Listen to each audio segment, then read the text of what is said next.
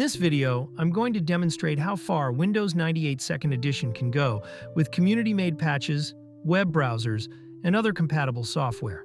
Windows 98 is an extremely outdated operating system, even with the latest security patches and updates installed. It's not always safe to use, especially when connecting it to the internet in general. I'm going to install the essentials first, which are 7-zip, KernelEx, and Microsoft Visual C++ 2005. KernelEx will patch Windows 98 to allow newer incompatible software to install and run, but it's very limited in terms of specific program versions needed to run. Although it works better on Windows 98 comparing to Windows ME, I can install newer versions of certain programs.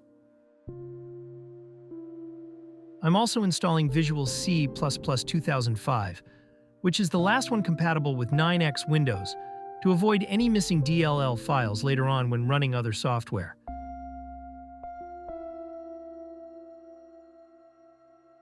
These are the software that I'm going to install and show in this video.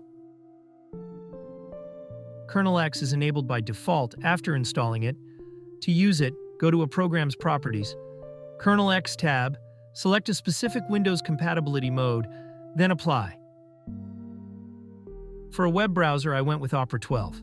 I tried to install newer versions of Firefox, but the installer kept crashing. Sadly, I couldn't get the internet connection to work, so I can install updates using Legacy Update like I did previously on Windows ME. I installed VMware tools and tried installing multiple virtual network drivers, but none of them seemed to work or install properly. VLC version 2.0.5 is the version that installs and works directly using KernelEx.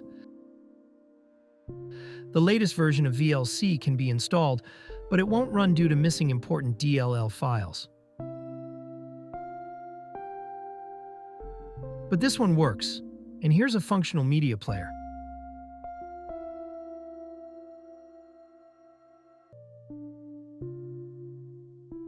The best alternative for Office in older Windows versions is OpenOffice, version 3.0 to be exact. I found this French version of OpenOffice 3.0 that's been archived. I couldn't find an old version of OpenOffice that's in English.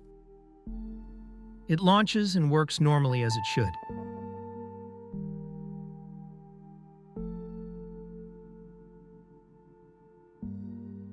That's pretty much it for Windows 98.